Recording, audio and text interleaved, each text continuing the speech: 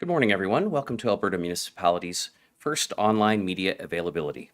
My name is Scott Lundy, and I'm the Communications Manager here at Alberta Municipalities. I will be the moderator for today's event. Thank you to everyone who has joined us today. Today, you will hear from Tyler Gandam, Vice President of Alberta Municipalities, and Michael Yargeau, Mayor of the town of Penhold. Vice President Gandam will speak for about 7 minutes, after which Mayor Yargeau will speak for another 7 minutes. A question and answer period will follow. If everything goes according to plan, this media availability will take about 30 minutes to complete. I have a few housekeeping and administrative points to go over before we begin. First, we're pleased to offer Alberta-based media organizations broadcast quality audio and video. We've gone to great lengths to ensure that this online event goes smoothly, but we know that technology sometimes falls short or fails.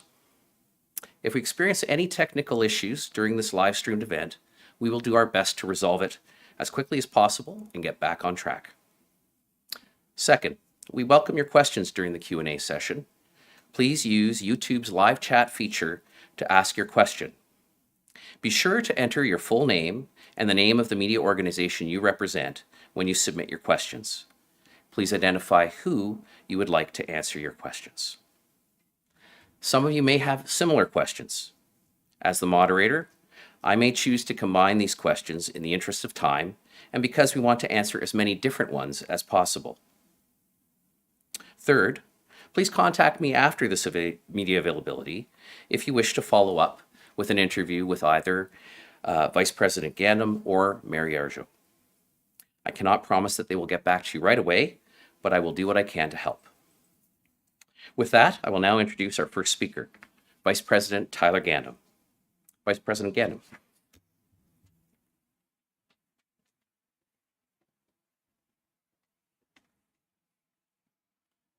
Thanks very much, Scott. Good morning.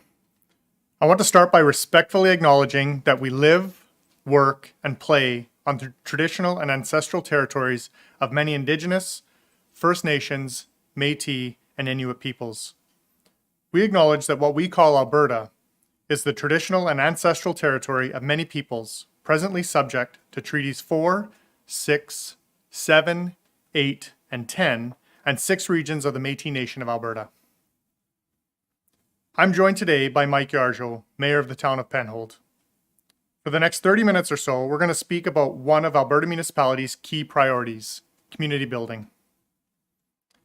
In this instance, we are focusing our remarks on infrastructure, and it's the first of 3 major issues our association wants to bring to attention during the 2023 provincial general election.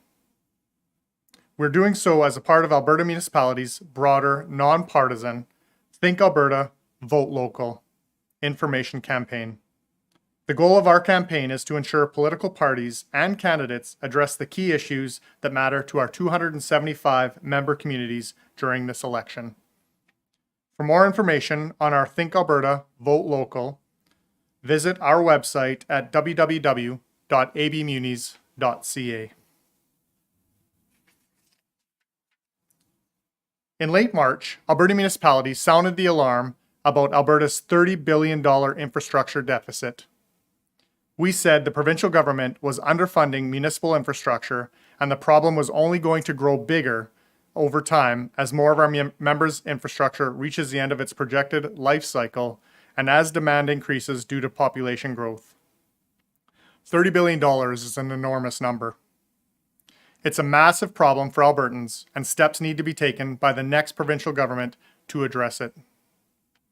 When people hear the word infrastructure, they tend to react in one of 3 ways. Some people roll their eyes and sigh or think infrastructure is so boring. Others know of the bridges, underground water and wastewater distribution systems, and roads in their communities and think, I know we need this stuff, but it's really expensive. And others have visions of shiny new recreation centers, pools, splash parks, and arenas and think they want these amenities in their community, but they can't afford to build them without the support from the provincial government. These are normal reactions. If you feel that way, and we know that facts can't fix feelings, That's why I don't intend on spending my time up here boring you with facts, figures, charts, and graphs. It may come as a surprise to some Albertans when I say the government of Alberta has chronically underfunded infrastructure in our province's summer villages, towns, cities, and specialized municipalities for the last 15 years. 15 years. It doesn't matter which political party was in power during that time. All of them have underfunded infrastructure to some degree. In its 2023 budget, the provincial government allocated $722 million for 3 years for municipal infrastructure. That, despite the fact Alberta's municipal property tax base is about $2.5 billion each year. That's a difference of nearly $1.8 billion. Alberta Municipalities estimates that the current provincial funding for infrastructure is about $1 billion short of what's needed each year. Every year that goes by without addressing it adds another $1 billion to that deficit. Every year that goes by without addressing it costs local communities potential business investment and housing development.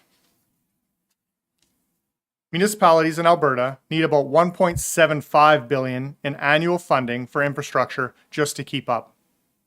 That's not factoring in population growth, which increases demand and puts strain on existing infrastructure. More funding of a municipal infrastructure is needed to help grow Alberta's economy. After all, economic development happens in Alberta communities. Increased funding for municipal infrastructure also helps attract and retain people who are moving to Alberta from outside the province. People expect reliable utilities, things like water, wastewater, and electricity distribution systems, as well as wastewater treatment plants. People expect decent amenities. Things like recreation centers, arenas, pools, parks, libraries, community halls, and multi-use trails. We take infrastructure for granted. All those things we don't see, like sewers, stormwater pipes, and drinking water systems, in addition to those that we do see, like roads and bridges. Without these things, Alberta won't attract business investment and people from other jurisdictions. Without these things, Alberta won't accomplish the economic growth and success it seeks. In my community of Wetaskiwin, we have about $100 million in a deficit in infrastructure. We are currently replacing our wastewater treatment facility at about $54 million. In an old city like mine, support from the provincial government is so important to our community and the city's needs and infrastructure. As I said a few minutes ago, Alberta Municipality wants to get political parties, candidates, and regular Albertans talking about our province's $30 billion infrastructure gap. We want voters to ask political parties and candidates who show up on their doorsteps and ask for their votes, who has the best plan for addressing my community's infrastructure needs? The status quo, chronic underfunding by the provincial government is unacceptable and simply won't cut it with Albertans. Albertans need better. Albertans deserve better. That's why Alberta Municipalities calls on the next government to step up and allocate $1.75 billion a year for municipal infrastructure. With that, I'll turn it over to Mike Yargeau, Mayor of the town of Penhold. Mike?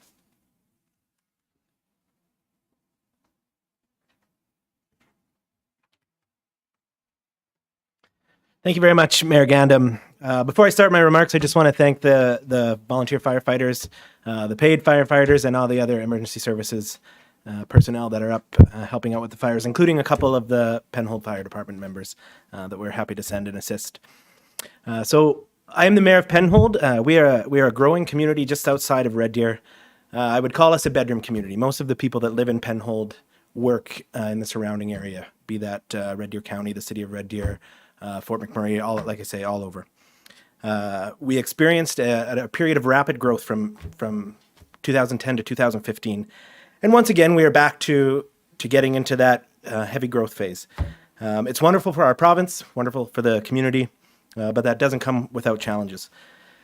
With that growth comes a demand for new services or improved services. The last influx of population in our community created demands on all service levels. Some areas required immediate attention, like making sure there was safe water and sewer services available to residents. Penhold took on long-term debt for 15 years to build a new water reservoir, with some help from the provincial and federal government, I should add, to provide clean, safe water for the current and new residents coming into town. Penhold became part of a regional sewer group that provides services to residents from Olds to Red Deer. The system has been carrying long-term debt for the building and is incurring more debt to continue its operations. These costs are ultimately passed on to our residents. Like most communities, recreation is a priority for our community. We saw the construction of a recreation facility, again, taking on 20 years of long-term debt. Fire services needed to be upgraded in order to provide adequate services to the community.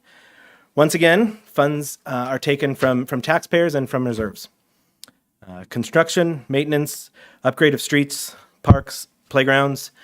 The path systems are required to keep up with the growth and expectations of our residents. All of this requires long-term capital funding to be developed. With a mostly residential tax base, it's hard to properly plan for and keep up with the needs without provincial help. Debt limit maximums are coming close for many communities. In Penhold, we are still in need of key infrastructure builds to best serve our community. The Town of Penhold Public Works building was purchased in the early 1970s, when the village of Penhold had a population of around 500 people. That is about 50 years ago. And we're still in that same building today, with a population of just under 4,000. The space does not meet today's safe working conditions. We are in desperate need of a new facility to meet the growth demands to provide the necessary services for our residents. The fire hall, again, same thing, was built in the 1970s as an addition to the original village administration office. It is in poor state, failing to meet today's equipment requirements, training and safety conditions for our volunteer firefighters. Penhold is home to third and fourth generation families. Unfortunately, due to a lack of housing available to seniors, they end up moving out of our community when it becomes time to look for assisted care facilities. So what does that mean for the future of Penhold? So many communities are carrying substantial debt loads that make it increasingly difficult to provide additional services for incoming residents from out of province. Our municipal taxes that were once able to provide funds to complete major capital projects have diminished due to subsidizing the basic day-to-day operations. It leaves very little room to accommodate or plan for the larger needs. We can't even keep up with inflation with our tax base, and our ability to borrow is limited through provincial law. We are appreciative of our partnership with the province of Alberta for past funding for much needed capital projects. Unfortunately, funding from the province for capital projects has not kept up with cost increases and has actually diminished year over year, making it extremely difficult to build and purchase capital or infrastructure projects. Without a strong commitment from the province, one of two things will happen. Projects get postponed, or taxes will have to increase to cover these costs. We need a government with a plan. Successive governments have talked about how people are choosing to move to Alberta from all over the country, and that's great. We want that. But with that growth comes needs and responsibilities. The next government of Alberta, whoever that may be, needs to have a plan for how to fund that growth. Thank you. Thank you very much. Thank you very much, Mayor Yargeau. We're going to take a moment now. If you could put any questions that you have into our live chat function on YouTube, identifying yourself, your media outlet, and the person you would like to answer those questions. We'll get underway here shortly, and I'll ask our two speakers to move toward the podium now.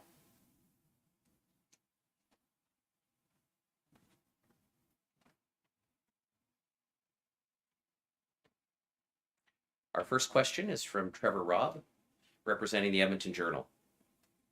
His question is, given the funding shortfall, what services are most at risk of failing or deteriorating? And how do you prioritize or triage which project gets funded and doesn't? So we'll start with Vice President Gandam, and then go to Mayor Yarjo. Thanks very much. For us, it would be our underground infrastructure. Those are the probably biggest costly repairs that have to be done if they're done on an emergency basis. So we try to look after those first, replacing what needs to be replaced long before they become an emergent situation. And I didn't catch the first part of the question. The first question was, given the funding shortfall, what services are most at risk of failing or deteriorating? I would say underground infrastructure. Okay. Mayor Yarjo. Thank you for the question. So for the town of Penhold, fortunately, our underground infrastructure is in pretty good shape right now. But where we suffer is it takes longer to fix a road in the community. It takes longer to plow a street. It takes longer for all those things to happen because we don't have the capacity to do it in a timely fashion. Trevor has a follow-up. Again, that's Trevor Robb, Edmonton Journal. Going from $775 million to $1.75 billion in annual funding is a large ask. How confident are you that the government of the day will provide the necessary funding? Again, Vice President Gandam, if you'd like to go first. I would say that building the relationship with the provincial government is key to that, and the level of confidence will be determined by how we are able to articulate the need for that extra $1 billion. I'm hoping that they see the need for the infrastructure within our province, within the communities that we live in, that build our province. So I'm hoping that regardless of the election and who forms government, they see the need for our communities and will work with us. Similar to what Tyler said, I think it's important for whoever becomes the next government understand the importance to our communities and why we need these, why we need these dollars. Alberta is better off when we have growing communities. We want people to move here. We want people to work here. We want people to call Alberta home. And to do that, we need to make sure they have places to live. Thank you. Our next question is from Cross Border Interviews with Chris Brown. Question to both of you. Have you heard anything from the provincial parties over the last few weeks about your request for additional funding? Vice President Gandam. Not yet, no. And they're in full election mode right now, so we won't be working through the details of what that new agreement might look like. But again, we're hopeful that they see the need in our communities, understand that the infrastructure deficit that we're seeing across the province is a partnership that we're going to have to form between Alberta municipalities and the provincial government. So the short answer would be no, but I think we know that there is money there and that they can be putting it into municipalities. So hopefully the government will see that. Our next question is from Colleen Underwood from CBC. Aside from boosting in funding, what other solutions are you seeking from government? This question is for you, Tyler. For us, within the communities of Alberta and Alberta municipalities, a big part of that is the partnership that we need to build with the provincial government.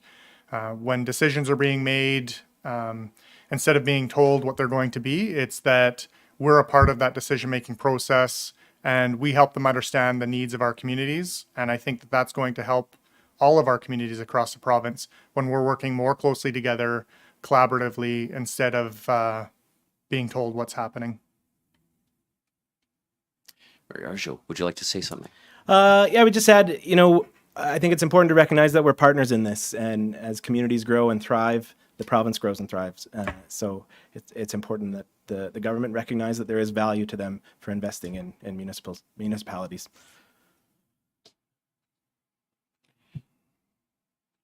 Colleen Underwood has a follow-up question. Her question is, how big of an issue is this in other communities? So in this case, we're talking about your home communities of Wetaskiwin and Penhold. Can you speak about the situation elsewhere? Again, Vice President Gandam, could you go first? I don't think it's any different across the province, whether you're in Wetaskiwin, Penhold, Red Deer, Edmonton, or some of the summer villages that we have. That partnership is important, and through Alberta municipalities, we're able to share the messaging of all of our members, but it's also important for each of the communities to have that relationship built with their MLAs, the ministers, and the province as well. So across Alberta, this is infrastructure needs are probably the most important, but they're also the least fun to talk about. It's a lot of fun to talk about an arena. I've also been a part of grand openings for water treatment plants, and I can assure you that not as many people show up to those. It's not as big of a deal. Thank you. Okay. Colleen wants to squeak in a third question, and just for continuity, we'll do that. Are your situations, are those typical examples of what communities face? Yes, absolutely. We've got some very old communities across the province that are facing some of those infrastructure deficits and work that is desperately needing to be done.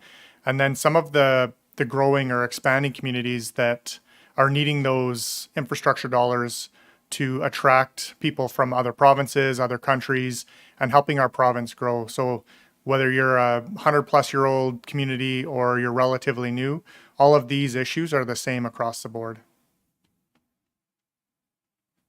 Yeah, and I would echo what Mayor Gandam says. I've yet to speak to a elected representative from Alberta that doesn't have these same challenges. It's definitely an Alberta issue. All right. We'll move back to cross-border interviews with Chris Brown. This is his follow-up question. Is the $1 billion in additional funding just for members of AB municipalities, Alberta municipalities, or for all municipalities in Alberta? The $1 billion would be for all municipalities across Alberta. We've been working with RMA to try to find what that number looks like that would support our communities best for the infrastructure needs that we have. So again, it's not just the 275 municipalities that we represent through Alberta municipalities, but everyone across Alberta. Okay, great. Our next question is from Tony King from QR Calgary.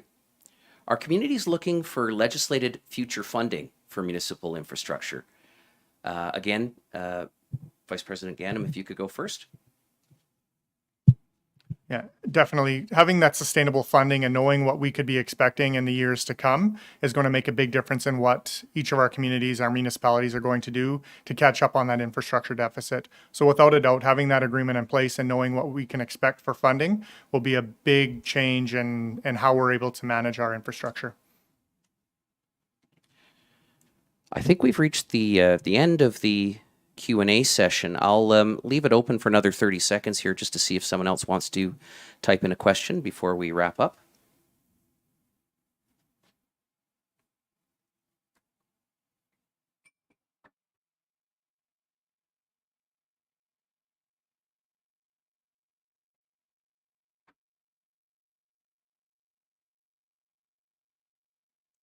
All right, well, seeing no further questions, we'll wrap this up. Thank you so much to everyone who joined us today for our inaugural online media availability on community building. And thank you to Vice President Gandam and Mayor Yargeau for your participation. This concludes our session, and we will stop broadcasting at this time. One final note, there will not be a recording of this generally posted. If you require any further information, please contact me, Scott Lundy, at scott@abmunis.ca. That's scott@abmunis.ca. And as the communications manager, I will do my best to get any additional information you might seek. Thank you so much.